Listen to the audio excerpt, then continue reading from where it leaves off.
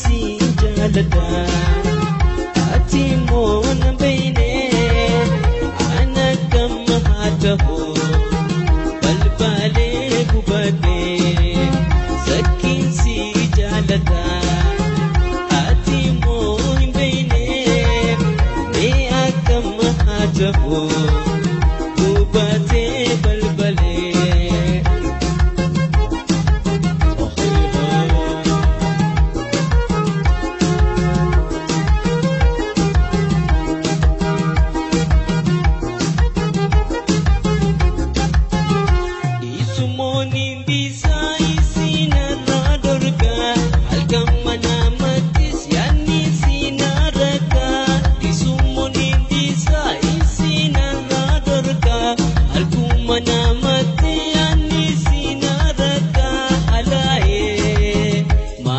si jaalladha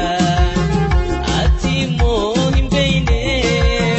mee akkamma haa ta'u gubatee balbalee haalaan si jaalladhe ati immoo hin beeyne mee akkamma haa taatu gubatee balbalee